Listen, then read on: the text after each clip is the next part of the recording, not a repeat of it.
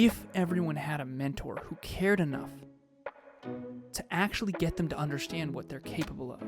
If you had a mentor who could get through to you, dude, you would have been a rapper. You would have been, I'm convinced of that.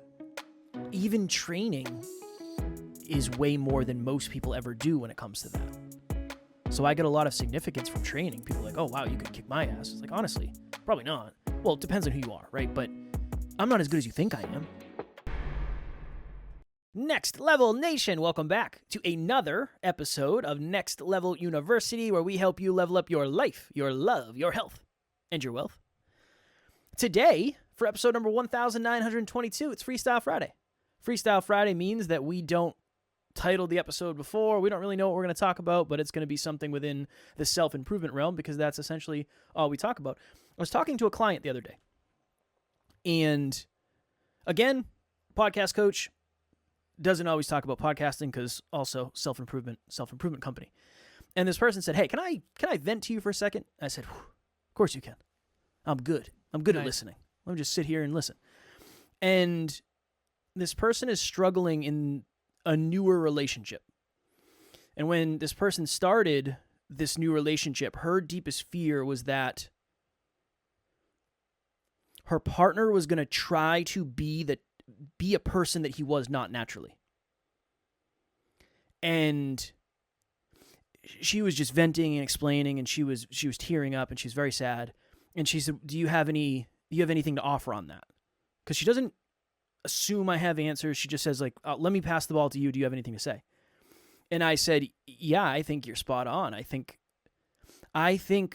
your partner probably has a similar mindset to what I had in my mid-20s, where one of my relationships, I literally got into it because I thought that was the type of person that was going to fix me.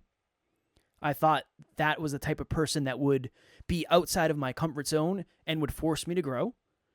And I thought that was the type of person that, although I didn't really feel like we were compatible at all, I would figure it out. And I said, from the outside perspective, how obvious is that in hindsight? Super. But that's what I said. There. That's what I said to her. I said, from the out, again, it's easy for me to say this because I'm not in it right now, but it looks to me like he realized that you were a catch. You have a very strong, powerful energy. You're beautiful. You're very intelligent. You know exactly what you want. I'm willing to bet he probably said, yeah, I can fit the mold. And at least he has the courage to admit it. He's just outright admitting, like, I don't know if I am the person that I thought I was at the beginning of this relationship. Good for that person for admitting it. But I thought that might make for an interesting episode because I think, yeah, relationships are about growth, 100%. But I do think oftentimes we delude ourselves into thinking that certain things in life are going to fix things that aren't connected to them. How many people get married because they think that's going to fix the relationship? That ain't it. How many people have children because that's going to bring us closer together? That ain't it. So I think oftentimes we fall victim to our own delusion of, this is what I need. Maybe it's a job. You get offered a job that you know is not good for you. You just know it isn't. And you say, yeah, this will be a good challenge. This will make me grow. I'll get way more organized. Maybe some of those are true. So maybe that's the conversation. Maybe the conversation is, well, how do you know whether it's constructive or destructive? Because it can be. When I was in that relationship, I got outside of my comfort zone more. I went out more and did things that I never would have done. That was the first time I ever did a photo shoot. When I was in that relationship, I probably wouldn't have done a photo shoot. That was way outside of my comfort zone. So there were some benefits to it. But I assumed the relationship was going to change me, not I was going to change me through necessity or whatever it was. So maybe that's the conversation. Well, I think it comes down to the two types of growth. One of them is I want to change who I am, so I'm going to improve these things. And the other one is the self-awareness, self-acceptance, self-improvement we've been talking about a lot on the show, which is so much more long-term sustainable. I remember I had a mentor and he had been divorced, and he was a very, very, very successful CEO in the tech space, robotics. And I used to mentor him in fitness, and he would mentor me in business and entrepreneurship. And he said if I had any piece of advice in this category, because I was in a relationship at the time that very clearly in hindsight was, there's just no way. And the best way I can describe this, and I have shared this with clients behind the scenes many times, it's almost like, and if you're on YouTube, you can see me do this with my hands. Here's me being in alignment with my goals and dreams. I would have to come over here and make it work, and then get back in alignment with my goals and dreams, and then come back over here and make it work, and then go back in alignment. The best way I can describe it with Emilia is the only time it doesn't work is when I'm not in alignment with my goals and dreams. And I never had that before. And I think in some ways I was your client in this circumstance, where I was with someone who, I said this to my ex. I said, you love the idea of me more than you actually love me. You love She said being... the same thing. She said the same thing. She literally did? said, yeah, she literally said the same thing. It's like you like the idea of who I am and the idea of me more than you actually like being with me. Okay. I feel that person so freaking deeply, and I did not understand this at the time. I wish that I did. You love what we're trying to say, what she's trying to say, what I was trying to say is you love the idea of being with a dream chaser. You love the idea of being with someone who has big goals and who believes in themselves and who works hard and who doesn't take a day off and, dream chaser and all. You love the idea of that. What you don't love is what's beneath that iceberg, which is insane, obsessive work ethic. It is relentless, unrelenting, all day, every day, forever. And the best metaphor I had was you love dating a fitness model, but you don't love the 5 a.m. workouts every day. You want me to stay in bed and snuggle, but I have to get after it.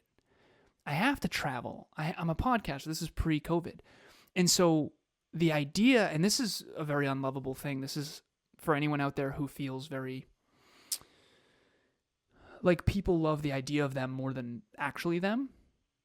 And it's such a weird thing too, because you feel super sought after. Everyone wants to be around you, but yet they don't like you when they are around you. They don't like being around you, but yet they keep asking you to be around. It's something I've been contemplating a lot lately because it's a weird thing. But anyways, so to bring it back to the original point, I had to, my mentor said, don't do anything in relationships that feels too unnatural. And at the time, I was doing so many things that felt out of alignment for me. It felt like this isn't, yeah, I can watch The Bachelorette with you, but I don't actually want to, ever. I'm never going to want to do this. I'm never going to want to go clubbing. I'm never going to want to, and she would go to the bar after the gym with her friends and they'd drink wine, and after a workout I'm not going to go drink wine like that. To me, that's out of alignment. But what I realize now in hindsight, this is very clear, that person doesn't actually have big goals that they're aligned with, and your ex that you're referring to did. Mm-hmm. And basically when you have these big future oriented goals, you have no choice but to stay in alignment with them. And so you can't just hang out just to hang out. And unfortunately, if you are in a relationship with someone who is like that, and that's okay, it's just not going to work as well. And I coach couples, and we just got off a Relationship Talks virtual event, and there are certain relationships where one partner has these really big goals and dreams that they're connected to, that they have no choice but to work toward. And they're with partners who they're kind of a pain in the ass to, because their partners just want to chill. And for the partner that wants to chill, they're not up against these massive goals, and there's nothing to lose. And it's called opportunity cost. Like if Kevin and I take next week off, there's opportunity cost for NLU for that. And there's less impact, less profitability, less for the team, less for our future. Like we're taking out of our future pocket. And for people who don't have that massive future orientation, if you're with a partner who seems like a catch, you got to understand what comes with that catch. And when I first met Emilia, very last piece, I walked into her her family is very successful entrepreneurs, and I walked into her family's home, and I said, "This is a beautiful home," and she said, "Yeah, my parents worked their ass off." And I remember thinking, "Oh, thank goodness. Thank goodness someone who values the work more than the shiny shit." And the reason why is because I was coming from the polar opposite of someone who had a lot of shiny stuff but didn't have to work for it. And for me, I told Kevin this behind the scenes, if you came from any privilege whatsoever, you and I would never work. I was quite privileged. Thank you very much. Yeah. You came from many leather-bound books. Many. I think a lot of it's energetic too, though. It's not even I think it's oftentimes big goals, big dreams, that. But I think it's just, a lot of it's like the energy of, I don't know, maybe it's the energy of somebody who's done the work. I mean, this client is just done years and the deepest amount of self-development you can do. Very certain, knows what she wants. Very direct, but not in a bad way. Willing to have the most intense, but yeah, I would say intense. Intense and just willing to have very deep, emotionally intelligent conversations that just are uncomfortable. I'm comfortable in them because I've practiced this long enough, so it's not uncomfortable for me. But I can imagine. Isn't it weird to coach someone like that when younger Kev would never have been able to? So strange. What's that like for you? It's a privilege. I genuinely feel it's a privilege and it's a responsibility that I am always excited before our calls. Because in a way, they're the easiest calls I do. I don't prep for them. I don't do anything. I show up and I say, "Catch me up. What's going on?" All she needs is someone to hold space and bounce ideas off of. It's just a You've sounding been doing board. that for me for years. Yeah, just a sounding board. And then she'll say, sometimes she'll literally say, like, now that I say it out loud, it makes sense. Awesome. Cool. Great. Thank you for the breakthrough, Kev. Great, yeah. great. Other I've times, had many breakthroughs with you from that. Just you holding space, you know? Yeah, I don't know. What are you going to just talk to the wall? I've tried. It's not as fun. It's not as fun. Yeah. No, I'm kidding. I've never tried, but I'm sure I am. Deep conversations are where you learn the most, I think. I mean, I agree. Yeah. When you say things out loud and you communicate them to someone, they become more tangible. It's like, I've never said that out loud before. 100%. Okay, is that true? Is that what I really think? But it has to be a safe person who you know isn't going to like latch on to one thing you say and judge you for it and define you by it. And I think that's one of the reasons why we coach is it gives people that safe space to word vomit a little bit and figure out what's going on. It also makes you and feel really good when somebody opens up. I must be doing something right if there's a significance that comes with it. Like, you feel safe around me? You feel safe enough to tell me this stuff? I love that. I really appreciate that. I hold that very close. Again, that's a responsibility. I feel a privilege and I feel a responsibility. I have this thing that Tara and I joke about every once in a while. We'll go do something. So what's an example? I don't know. One time I think we went to see a show at like 8:00 at night on a Friday. And it was fun. We had a good time. But when we got home, I said that was one of those classic things that sounds way better than it actually is. Mm-hmm. At the time, it was like Friday, at the end of a week, 8 we'll get dressed up, we'll go out to the show, it's going to be amazing. It's like 6:00, and we're like, hey, how much were the tickets?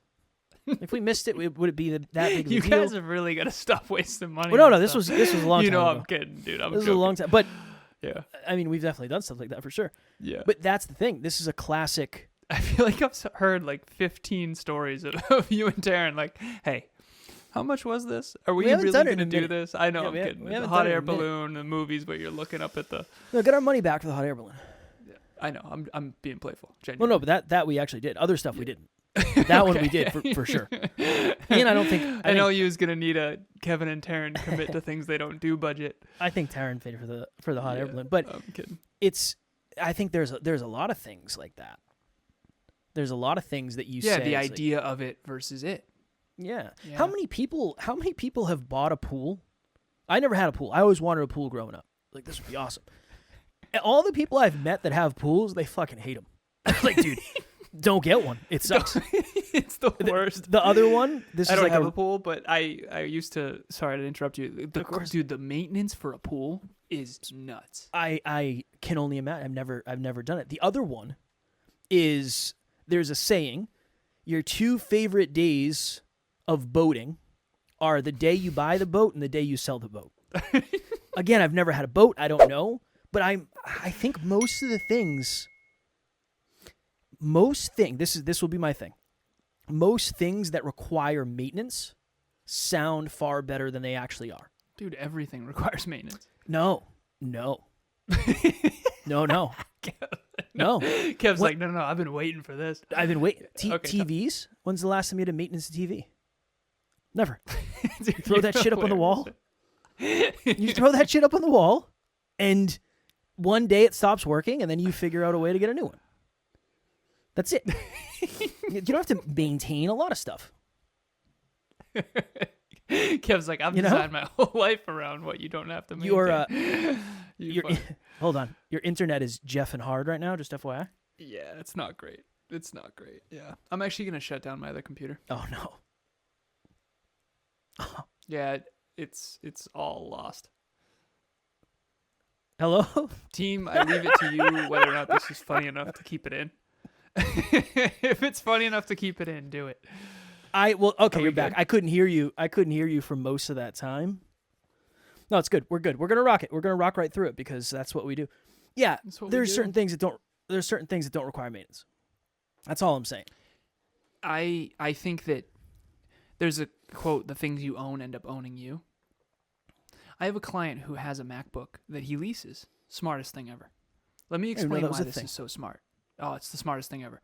There's something, everyone understands doggy years. It's multiply it by 7. Totally depends on the breed, by the way, but whatever. Let's just call it, okay, a dog is 5. They're actually, 5 times 7? Okay? They're actually 35. Which is basically just saying in human years, what would this be in terms of the life expectancy of humans? And that changes too, but whatever. The math bothers me. There's technology years. We're watching the Bourne Identity series, the movies. Bourne Identity, Bourne Supremacy, Bourne Ultimatum. And dude, 2002, 2004, 2008, the tech in these movies. And this was considered high tech back then. Zoom and enhance. You're Not real. Zoom, Can't do that. Not real. Great films. But dude, I mean, come on. How long ago was this? And I'm like, wait, I was a freshman in college in 2008 when this came out. The tech in this. So there's tech years. What's my point of this whole thing? Maintenance. What were we talking about before this? Leasing the Mac. Yeah, leasing the MacBook. Best idea ever for leasing a MacBook. Because you get a new one every 2 years. Same with leasing these phones. That's becoming the new medium. You don't, eventually, I'm convinced of this, and again, this is a weird sort of techie thing. The future is going to be all leasing. Because tech moves too quick. So you need a new tech. There's a life expectancy and a product life cycle and all this stuff. But ultimately, the product life cycle of everything is getting smaller and smaller and smaller, particularly tech. Because 5 years in tech might as well be 50 years in technological innovation. I mean, if you can look at 10 years ago, I'm watching an interview with one of the co-founders of Netflix, and it's fascinating to talk about the story about mailing DVDs. You remember Netflix used to be mailing DVDs? I do. Way back. Back then, only 125 million households had VHS players, and a very small percentage of that market had DVD players. I remember I had one of the first DVD players. I was like, you don't have to rewind it. I remember my mom saying, this is the stupidest thing ever. I'm like, no, this is the future. I've always been that way. And it was, of course. But anyways, so I digress. Back to the original point of this episode. Why was I talking about tech years? I don't know. Oh, because we were talking about maintenance. Oh. I'm guessing there's why no were maintenance. we talking about maintenance? Yeah, there's no maintenance when you lease things. Because he says, what was the point of the episode? Okay. What were we talking about? Okay. Why were we talking about that? Okay. In my defense, been the a long- internet completely went out. Oh, yeah. The internet got jacked. And it's Depending on what it looks like, you will or will not know because, well, the team will clean it up if it needs to be cleaned. But I don't know, because you were lagging and then you were Robot Alan for a little while and it was kind of wonky. I was talking to myself. It's a whole thing. What were you talking about originally? You talked about pools and we were I was talking talking about maintenance. I was talking about anything that requires maintenance usually sounds better than it actually is. There we go. Awesome. Okay. We were just on a Relationship Talks event and we were shouting out our clients, Brandon and Hannah, because they are just crushing. I mean, they got engaged. They got a new home. Hannah has a new career. She's the GM of her own pet store. They are planning a wedding. All this stuff. Unbelievable. They were the warriors at the event, which is basically someone who leads by example. And we just celebrated the hell out of them. But we had an iceberg on one of the slides, and it said, there was a big arrow with an A and a big arrow to the bottom of the iceberg, B. And A is all the things people think they want. B is all the shit that comes with the things you think you want. And so everyone wants all those things, and they achieved more in 2.5 years than most people do in 10. Genuinely, they crushed it. I'm so proud of them. Most statistically. However, that's 2 years, 26 weeks per year, 52 Saturdays in a row where they're on Zoom with Emilia and I breaking down their goals and dreams, making sure they're on track, calculating the mortgage and the amount and the down payment and the percentage. And blah, blah, blah, blah. We reverse engineered every one of those things. And so the underbelly of every, I don't know why I keep saying underbelly, the underbelly that no one wants, dude, seriously, the underbelly that no one wants of, it's great to have a pool, but it's terrible to make sure the chlorine is right every single time and to clean it and to do the little skimmer thing off the top. Yeah. Everything comes with something. And to the point of this episode, you mentioned your client. You love the idea of me more than you love actually being with me. When it comes to intimate relationships, your partner better love the actual you. Because, yeah, you can agree to disagree, and your acquaintance might not like that you work every day, and that's fine. But if they live with you, and that's how you're wired, and because if you can't be yourself in your intimate relationship, you're in so much trouble. And I remember that life, and it was so much worse. It was so much worse. It's not even close. And so be with someone who, yes, is a yin to your yang. You don't want to be exactly the same.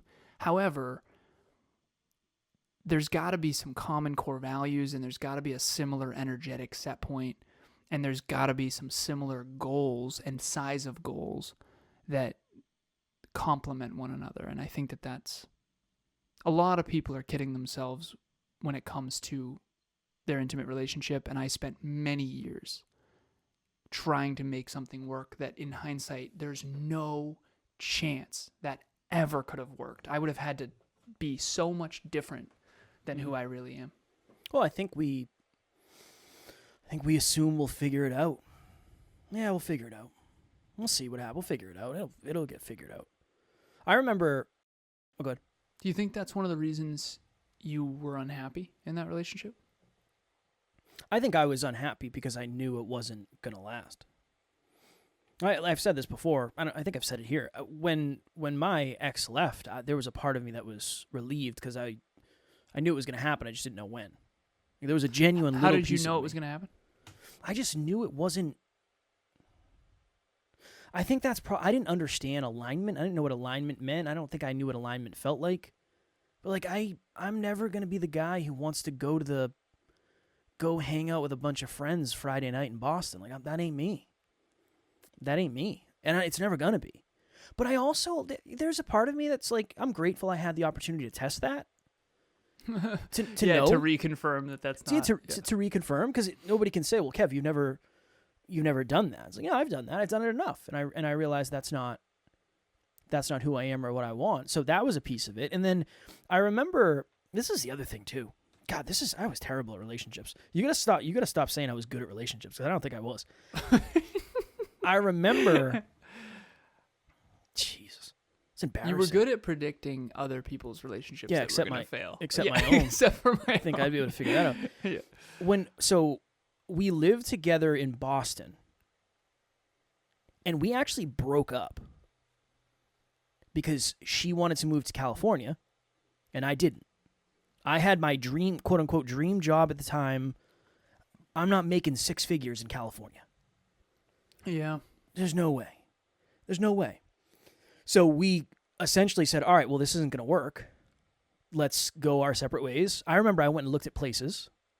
I forgot about that until recently. I went and looked at places. I was going to get my own place. And then somehow, I don't know what the hell happened. We ended up getting a place together in New Hampshire. It's just like, we're like, we'll figure it out. No worries. We'll figure it out. I don't know. I think there was a piece of me that thought, like, yeah, you say you want to go to California, but are you actually going to go to California? Do you think the reason you thought that is because in hindsight, a lot of people say things but don't mean it, and she 100%. happened to be one of the ones that really did mean it? Yeah, 100%. Yeah. And she probably felt misunderstood in that, too, because it's I'm like, sure. I'm not kidding. I'm sure. Well, doesn't everybody want to go to Isn't that what people say? Yeah, I want to go to California. It's like, yeah, no, cool. I did. Oh, I know. Right? So, but I didn't understand. I remember when I went, I remember my friends being like, I never thought you were really going to go. It's like, you think I just talk about shit? I would never just talk about something and then not actually do it. Most people do. I never, we should unpack that at some point. Why? And again, I know how pretentious that comes off. Because I think I can speak for myself. Again, I literally thought I was going to play in the major leagues. You didn't actually think you were gonna, though. No, I did. Hold on. I'm not kidding. I thought I was going to play in the major leagues. My buddies and I were all going to have Winnebagos and supermodel wives, and we were just going to, like, drive around. Well, you could see all the flaws. You're going to play Major League Baseball. You don't get time off ever. You work all the time forever. So what are you going to drive around the country? That's not going to happen. Like, I never had a strategy. I think there's a big difference between a shot and a strategy. A shot is, yeah, I'm going to do that. I'm going to do that one day. I'm going to do that one day. Are you afraid to say that and then be seen as completely full of shit? No, I mean, I don't think so. I don't think that's what it was. I just didn't. How come? This How is come what? all pure curiosity. I would feel like a hypocrite saying one thing and then doing another. Like I said, and again, God. I said I'd get straight A's in high school, and then I went and did that.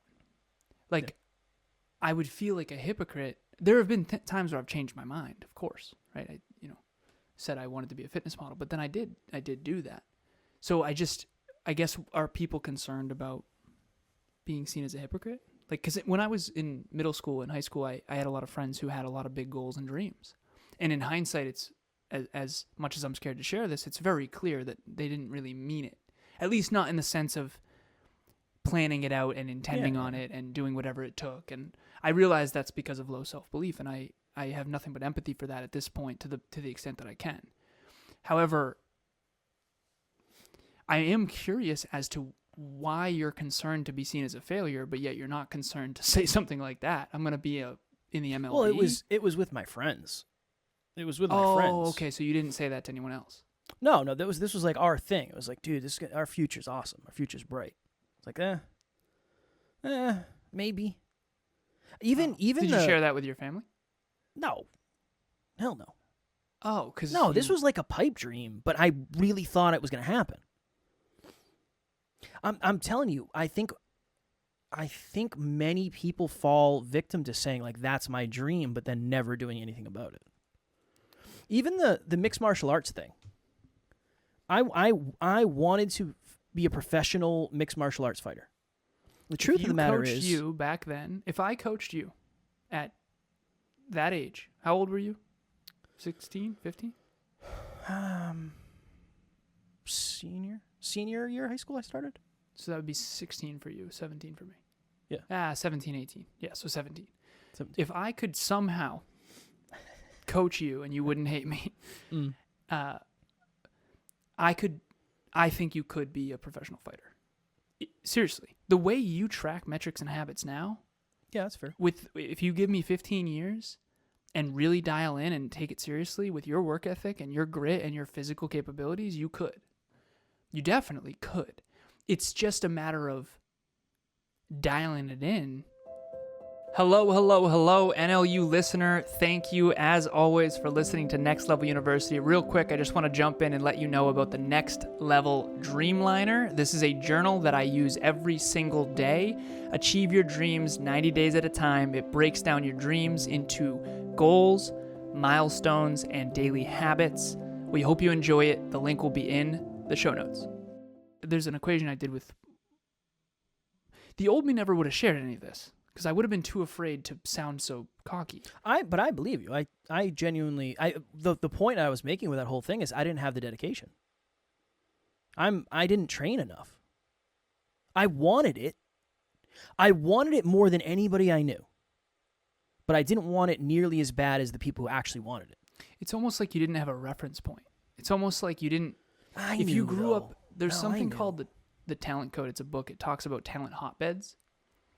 And it talks about how during the Renaissance, all the best writers were all in Paris, and bodybuilders in the California during the Arnold era. All of the talent hotbeds it's Silicon Valley. All the tech companies. I mean, they all knew each other. It's what's your reference point?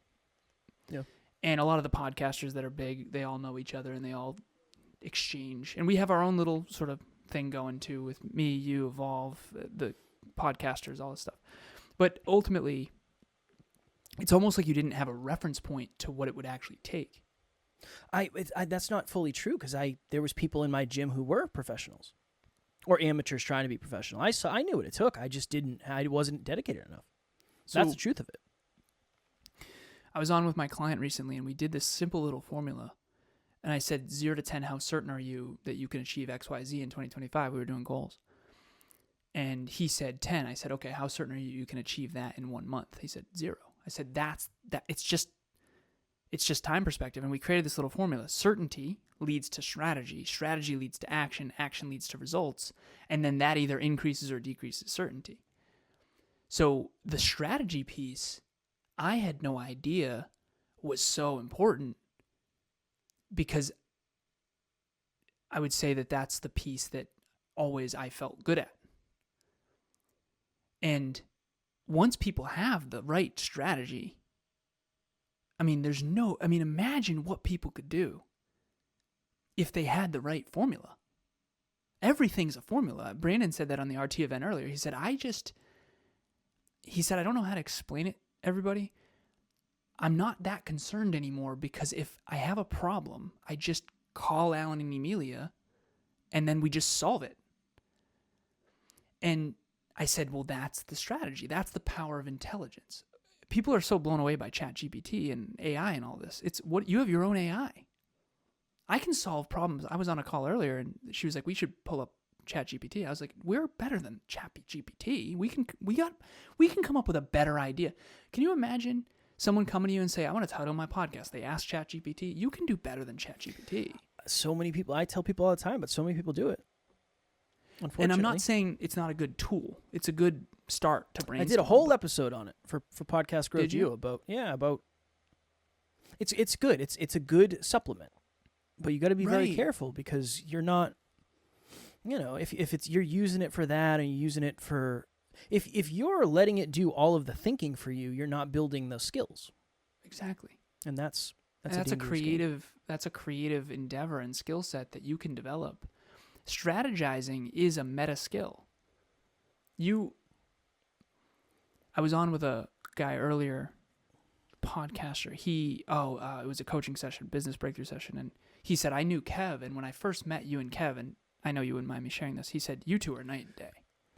I know who it is I actually asked Daniel. him. Yeah, I said, what do you mean? Like, what? I'm with you, and I appreciate it.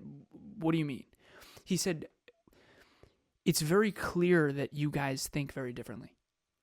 And he said this. He said, Kevin is more emotionally intelligent than you. He can tell when someone's resonating better than you can. And I'm like, are you kidding me?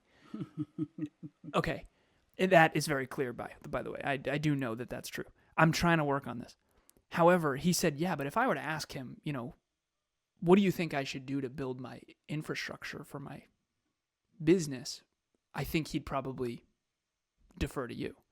I said, yeah, that's fair. the strategy piece, if people knew that that was the secret, then they wouldn't just say they want a Winnebago one day. They would accomplish so much. Like, isn't that the reason I believe in people so much is because mathematically they are capable of so much. Whether or not they actually do it, like, you could have been a professional MMA fighter. There's no question that that was a possibility, a potentiality. Whether or not you're actually going to do it or not is the question. And there are formulas out there that, I mean, no one questions whether or not they can cook eggs. It's the same exact concept. Yeah, but just shorter time span. Right, much shorter. And I think you're probably going to be better at communicating that than me, because well, you I think now are kind of like that. To a degree, yeah, to a degree. But I think I'm still not convinced. I'm still not convinced that if you gave someone the strategy that they would do it. Even if they had certainty it would work eventually? Tell me how long? How long is it going to take? Yeah. No, because that's the thing. It has to be within alignment. It has to be within alignment. I didn't like going, and I didn't like rolling with people that I didn't know, and I didn't like having to meet someone new and ask questions, and I just wasn't hungry enough for it. But I knew the strategy. It's not that I didn't know the strategy. I just wasn't willing to do what it took. I was really good. Like, I wasn't like world class, but when I started grappling, right off the bat, I was beating people who had been doing it for years, and I was like talented in that. I was strong, I was quick, I was flexible. And so what, you did believe it was possible, but you just didn't want to put in the work? I believed it was possible, but I also kind of knew that I was living. The idea of being a professional mixed martial artist was more sexy to me than actually doing it. And, very humbly, admitting this very humbly, even training is way more than most people ever do when it comes to that. So I get a lot of significance from training. People are like, oh, wow, you could kick my ass. It's like, honestly, probably not. Well, it depends on who you are, right? But I'm not as good as you think I am. If you think I'm like the guys you see on TV, that ain't me. I'm not doing what they're doing. I could take you down and choke you out, probably, most likely, the average person. But I'm those people on TV. So there was significance that came with that. I've always liked to do stuff differently than other people. I've always liked to go in a different direction, but this is the first time I've ever really committed myself to it. I just didn't really commit myself. The rapping thing, like, there's a piece of me, I'm so frustrated that I didn't rap more when I was younger. I'm so frustrated. That was never a conscious thought, though. Really, I never thought that until I started podcasting, and then I had the equipment. And I was like, oh, this rap thing's pretty cool. I'd really like to do this more. What would have helped you? Because this is the point of mentors. Not having this.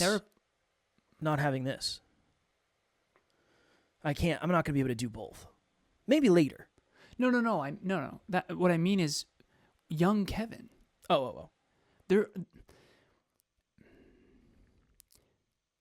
I'm speaking at a college next month on entrepreneurship. It's an entrepreneurship club. And when I go there, my intention, whether or not this will work or not is another story, but my intention is to get these kids to understand what is possible, and then what is the actual formula to make that happen. Passion, purpose, and profit is the short version of it, but here's how we did it. Here's where we started. Here's where we are now. It's doable. And if you have the right mentors, you're gonna win. There are people out there that actually do know how to do it.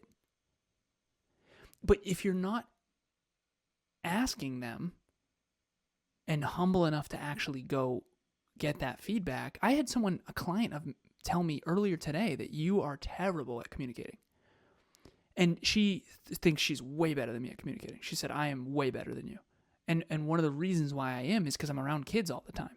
I have to transcode to kids all the time. And I actually realized recently, I do not know how to talk to kids. I'm like bad Goo at that. gaga? Yeah, no, it's I don't know where they're at. It's a whole thing, and I'll do better. But my voice gets all, oh, what's your favorite subject? It's like my go-to. But it's true. I'm not nearly, and she said, you're better than most. You're on the high end. You're just not nearly as good as you need to be to achieve your goals. And I do agree with this person, and she is an unbelievably good communicator. She teaches dance to kids all the time. And she's basically always communicating effectively to people that are at the beginning of their journey. I'm getting worse at that, if anything. I'm trying to get better, but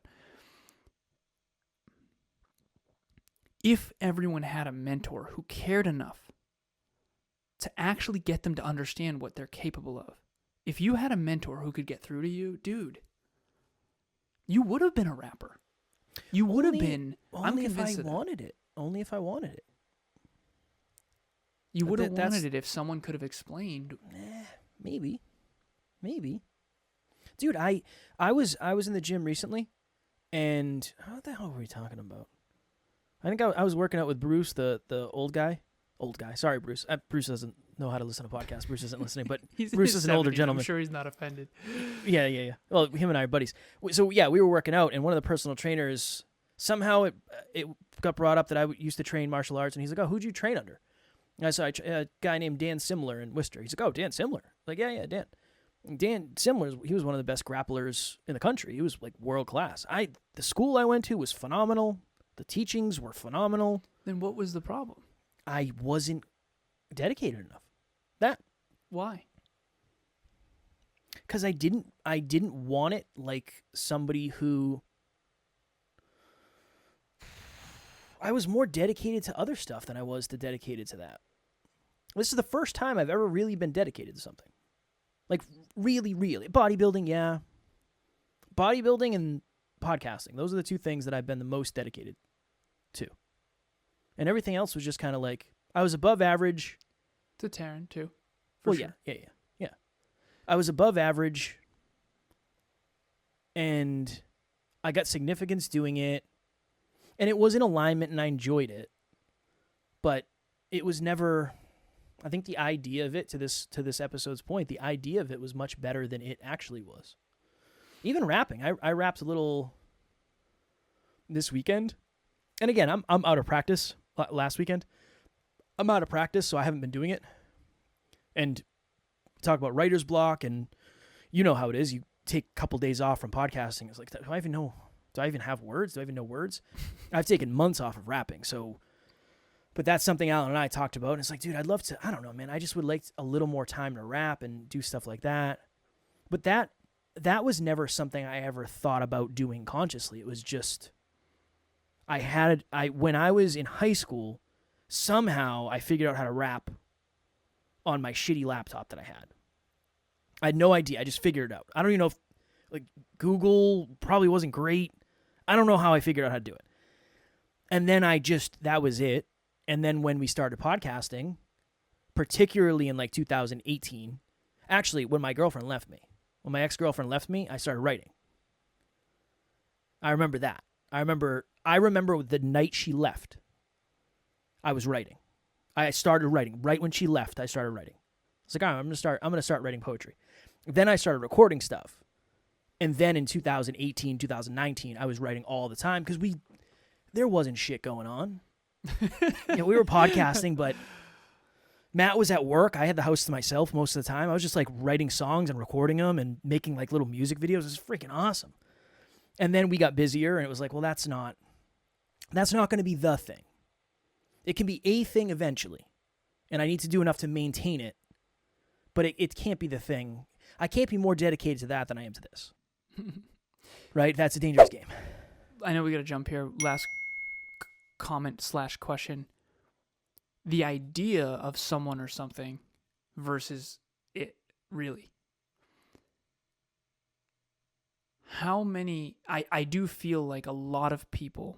And I was on an entrepreneurship show earlier, and she asked me a question about early entrepreneurs, because that's her listeners, and I said, anyone who says I want to start a business because I want more free time, it's a bold-faced lie. It's an absolute lie.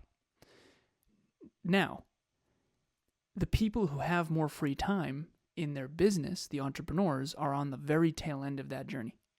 And I've got the stats to back this up.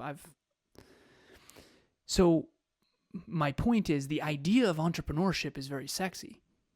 The idea of having a pool is very sexy. The idea of dating a fitness model is very sexy. The idea of being a fitness model is very sexy. The idea of doing a fitness show and winning a fitness show is very sexy.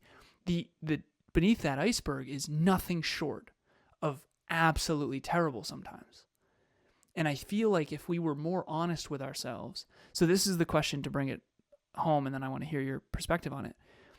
If the beneath the iceberg is something that you actually are drawn to, that might be your thing or your person.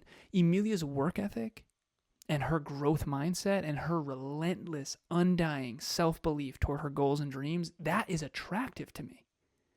Like, I want that part more than the shiny stuff that comes with it. And achieving goals with her is 10 times easier than it is doing it alone. I remember thinking to myself, this is way freaking easier. I started a business with her. Dude, the thing just runs. No, it's because of all of the stuff she always is doing. You looking for a partner to buy in? It's unbelievable. She's just a self-starter. But when you like the beneath the iceberg stuff, I think that might mean you don't need to like every day, but that might mean it's your thing. Whereas if you want the result and you think the idea of the result would be nice, you got to be real careful. Well, it's the thing that I've been saying a lot, especially on other podcasts, is I don't care what your goals are. I care the process that you're willing to put up with until you accomplish them. That's it. I don't care about the goal. The goal doesn't matter to me. I don't care. Not that I don't care what somebody's goal. Like, good for you. I respect that and I appreciate that. I don't care about the goal unless the lifestyle that you're willing to live until you accomplish it is aligned. Because if it's not, the goal does not matter. That client that you referred to at the beginning, is she someone who is drawn to the underneath of the iceberg more than the results? That is a common trait of successful people, for sure. Yeah, I would say so. They like the underbelly. Yes, nice. The underbelly of the iceberg, the beneath the iceberg. They're more focused on that than they are the stuff at the top. Those are the people that I find tend to. One of my clients I'm thinking of right now, I mean, he's winning at YouTube very much right now. But he doesn't care. I mean, we tracked 9 metrics. No one even knows half of those things. It's average, whatever, AVP, CTR. I don't even know them.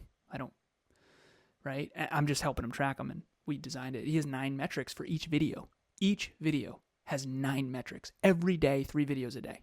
He's going to win. Yeah. He's just going to win. But remember, he's working on Christmas. And so, yeah, I do think that the world would benefit tremendously from knowing the entire iceberg. And unfortunately, a lot of people don't talk about the below the iceberg because it's not really fun to talk about. MLB players don't like to talk about how miserable they are on the road. Well, it's hard to sell that. It's very hard to sell that. Yeah, exactly. And it's hard to sell that. And if you're trying to sell it, you sell the dream. I shared a meme with Alan before we get on here. It's this guy who does these satirical videos. I don't know. I should give his name just because usually when I say stuff like this, it's like, I have no idea who this person is. Let me actually give you his name because. Yeah, that was funny. At first, I'm like, why the hell are you sending me this? And then I saw. So funny. Yeah, it's hilarious. It's Rap Name Fogie. RAPNAMEFOGIE. I don't know if that's how you pronounce it, but he does these videos about people who say, you know, well, if I had $10,000 to my name, I'd go buy 16 rental properties right off the top. And then I'd move into one and I'd rent out the 15. And then as I did that, I'd move out and then I'd buy 32 the next time. So then at this point, I'd have 47. And I'd say the next transaction, I'd probably buy 90 of them. So at this point, I have like 135. And then I'm on track to be a billionaire in 2 years. And he does like cool, just funny videos on that. But this one was somebody was giving a testimonial for a course and he had a gun to his head. And then you can't see the gun. You can't see the gun until he like accidentally shows it. But he's very scared. It's very funny. It's funny. It's very funny. But I don't know. I think the mark now more than ever, I think the mark of a good mentor is somebody who stops you from going too far down a path that you don't actually want to go down. Yeah, don't do anything that feels too unnatural was some of the best advice I've ever gotten, because 100%. while I didn't like it at the time, he was trying to save me from future divorce because I was doing too many things that felt unnatural. I remember she actually asked me, hey, will you watch trash TV with me? And I remember thinking it was a finale, and right in the middle of it, I remember saying, I can never do that again. In my head, I didn't have the courage to say it to her. But if I had known it was a finale, it was like 2.5 hours. I was losing my mind, dude. I was like so upset. I was planning my exit. And the truth is, I never can do that. I can't do that. It's never going to be who I am. And I think that's one of the reasons why it's so confusing when people say choose easy. Because in a relationship, my relationship with Emilia is easy in comparison to that. It just works. However, I have to earn it every day by being a great man and by staying in alignment with who I am. And so I think it all comes down to owning who you are. We've been talking a lot about that lately. Like, if you're not naturally an achiever, understand that and be an entrepreneur, right? If you're not a natural born entrepreneur, don't be. Trust me. It's a very, very last story. I promise. I'm watching this interview about the founders of Netflix. There's two guys who founded the company. And Reed Hastings is one of them, and the other one, I forget his name. Mark Randolph, I think. That's the one. Yep, exactly. Mark and Reed.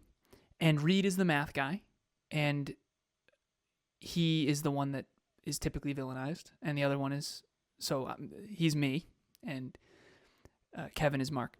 And Mark talked about on the interview how the hardest time he had at Netflix, everyone thought it was going to be the .com bubble exploding. And he said, no, it was when Reed came into the office and said, hey, we need to talk. And I thought about you and I. And this didn't happen, not in the same way, but I think it's interesting. And he had a whole PowerPoint presentation for how Mark was screwing up as CEO. And Mark said, listen, I'm not going to sit here and watch you give me a PowerPoint presentation on how much I suck. And Reed said, no, I'm not trying to be unkind. I still want you as COO, but I feel like you're making some serious L's here. Like, if we're going to really scale this thing, and they just said no to Amazon buying them out, like, not a year earlier, you're just too emotional. You need to think strategically. And Mark went home, and this is his words, not mine, on the interview. He said, yeah, I really thought about it. I had to set my ego aside. And the truth is what's best for the company is Reed running it. And the truth is that's, if Mark didn't do that, he said Netflix would not be what it is today. And I just got off a coaching session with two individuals. One of them's been at Disney for 15 plus, maybe 20 years. And the other one's been at Netflix for almost 20 years. And I'm talking to them about this, and it's my favorite. I love business. And it's very clear that Reed was the guy that could grow and scale that company. And there's no way that it could have worked any other way. And I think that our egos get in the way. And what is your ego? Your ego is who you think you are versus who you really are.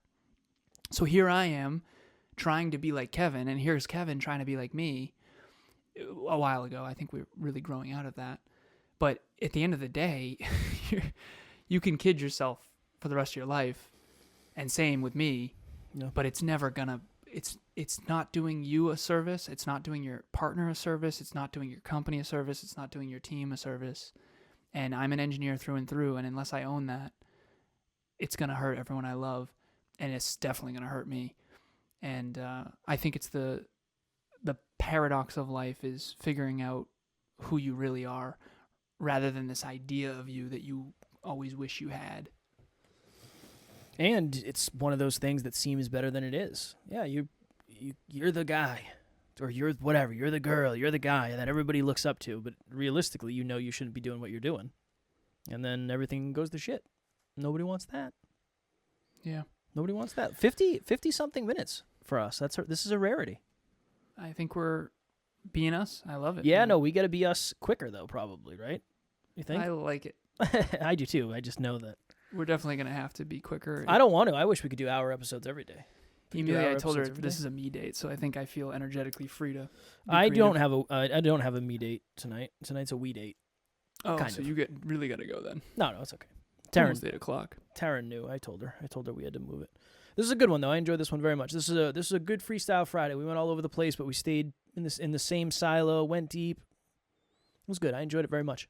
Next Level Nation, if you want to make sure you never miss an opportunity to, whether it's be a part of a deep conversation or have a deep conversation with yourself while we're having a deep conversation, whatever it is that you feel when we're chatting, make sure you are subscribed to whatever podcast platform you are listening on and or watching us on. So we are doing video on Spotify, video on YouTube, so we are there for video as well. Shout out to both Jenna and Cole, two of my clients. They both posted, I guess Cole, he did a video, and he had the Dreamliner in it. I screenshotted it and shared it. But the Dreamliner, so we are, 13 days out from the new year? The Dreamliner will help you reverse engineer your goals and get on track and stay on track. Top 3 most important tasks for the day. It starts out with gratitude, most important win, most important improvement, next level lesson. Did you check off your habits? It's one journal that is, it's enough to where it's powerful and it's worth it, but it's not going to take you an hour a day. It's 10 minutes a day, every day. Stay on track towards your goals and dreams. Next Level Dreamliner. And it's on Amazon. The link will be in the show notes. And when you if you do type in on Amazon Next Level Dreamliner, just make sure you pick the one that says Next Level Dreamliner on the cover, because the old version just says Dreamliner, and it'll come up after a couple cruises and some airlines.